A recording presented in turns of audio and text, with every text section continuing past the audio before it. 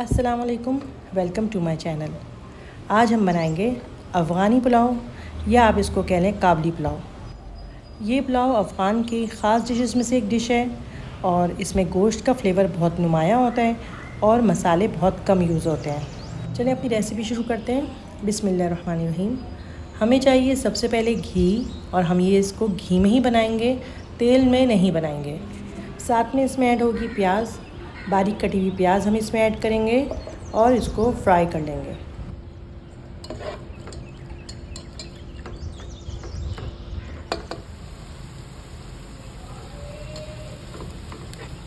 प्याज को हमें करना है गोल्डन ब्राउन। तो चलिए जी, हमारी प्याज ब्राउन हो गई है और बहुत ही प्यारा सा गोल्डन कलर आया है। अब हमें चाहिए गोश्त। गोश्त आप बड़े पीसेस ले लें या छोटे पीसेस ले लें, बकरे का ले लें या गाय का ले लें, सब आपकी मर्ज़ी पे डिपेंड करता है। मैं ले रही हूँ छोटे पीसेस वाला गोश्त। गोश्त की क्वांटिटी मैं चावल से डबल रखूँगी क्योंकि इसमें जितना ज़्यादा गोश्त होगा और सॉफ्ट होगा, नरम होगा, उतना ही मज़ा आएगा।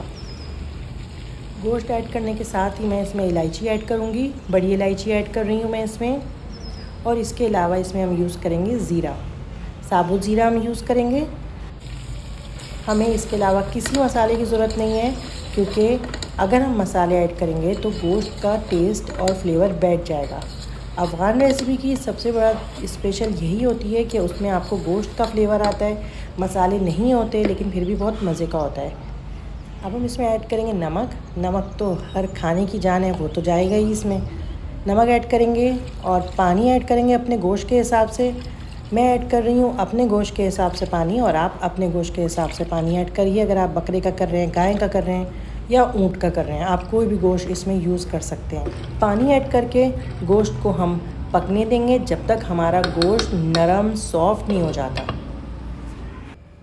गोश्त हमारा पक रहा है, अब हम बाकी काम कर लेते हैं। चावल भिगोएंगे हम अपने, कम से कम चावल को हम आधा घंटा ज़रूर भिगोएंगे।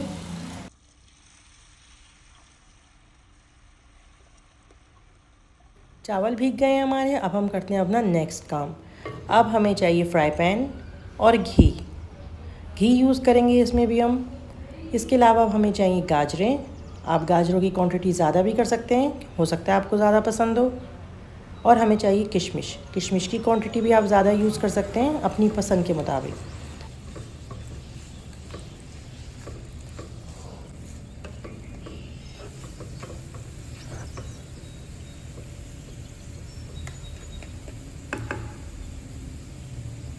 हल्की आंच पे 1 से 2 मिनट हमें इसको फ्राई करना है।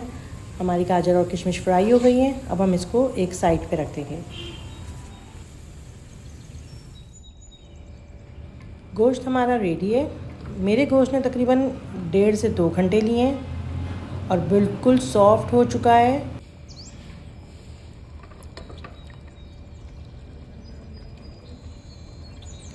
देखिए मेरा गोश्त कितना सॉफ्ट है और कितना मज़ेदार और मुलायम हो चुका है। इसका मतलब है चावल डलने के लिए ये गोश्त बिल्कुल रेडी हो चुका है। अब हम इसमें ऐड करेंगे अपने चावल। अगर आप दावत वगैरह में बना रहे हैं तो आप इस स्टेज पे अपने गोश्त को रेडी करके एक साइड पे रख सकते हैं और जब आपको ज़रूरत हो और मेहमान आने के करीब हो, आप अपने चावल ऐड कर दें। चलिए हम अपने चावल ऐड करते हैं। अब चावलों का पानी निकाल लेंगे और चावल ऐड करेंगे हम उसमें। पानी भी हम चावलों के हिसाब से ऐड करेंगे और इस बात का ध्यान रखेंगे कि हमारे पास कितनी यखनी बची है। यखनी और पानी दोनों के हिसाब हम लगा लेंगे और देखेंगे हमें कितने पानी की और ज़रूरत है। अगर चावल 2 गिलास हैं तो पानी और यखनी मिला के 4 गिलास होना चाहिए। इसी हिसाब से आप अपने चावलों का हिसाब देख लीजिए। अब हम इसमें ऐड करेंगे ज़ीरा पाउडर। नमक हम डाल चुके हैं और नमक डालने की हमें और ज़रूरत नहीं है, लेकिन आप चेक कर लें, अगर आपको ज़रूरत हो तो आप और नमक ऐड कर सकते हैं। चावलों को हम तेज़ आंच पे पकने देंगे और जब पानी खुशक होने लगे तो हम उस पर अपनी किशमिश और गाजर की तह ऊपर से लगा के चावलों को दम दे देंगे। आप दम देते हुए एल्युमिनियम की फॉइल लगाएं या आप कपड़े से ढकें, ये आपके ऊपर डिपेंड करता है। आपके पास जो मैसर है आप वो चीज़ यूज़ करें और अपने चावलों को दम पे रख दें। चावलों को दम आ गया है और घर में एक बहुत ही भीनी भीनी खुशबू है और बच्चे पूछ रहे हैं कि अम्मी क्या पकाया है। अब हम चावलों की ऊपर वाली तह उतार लेंगे ताकि हमारे सर्विंग करते हुए ऊपर अच्छा सा लुक देने के लिए हम गाजर और किशमिश वाली तह ऊपर लगाएं। एक साइड पे हम ये तह निकाल लेंगे और फिर अपनी मेन डिश में चावल सर्व करेंगे। देखिए कितने प्यारे और मज़ेदार चावल लग रहे हैं ये।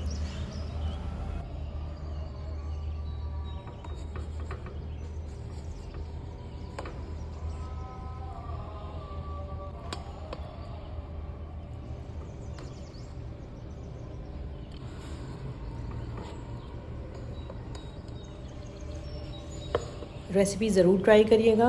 कम मसाले देख के परेशान नहीं होइएगा। यकीनन आपको ये बहुत पसंद आएगा।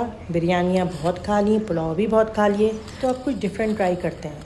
मज़ेदार और बहुत ही सॉफ्ट गोश्त वाला पुलाव, हमारा अफ़गानी काबली पुलाव रेडी है। अक्सर लोग काबली पुलाव को चने वाला पुलाव समझते हैं, आप वो भी कह सकते हैं, वो भी बन सकता है। हम चनों वाले पुलाव को भी काबली पुलाव कह सकते हैं, लेकिन असल स्पेशल काबली पुलाव ये होता है, जिसको अक्सर लोग दुम्बा पुलाव भी कहते हैं। आप इसको बहुत सारे नाम दे सकते हैं। पुलाव बहुत मज़ेदार है और ज़रूर ट्राई करिएगा और मुझे ज़रूर फीडबैक दिएगा।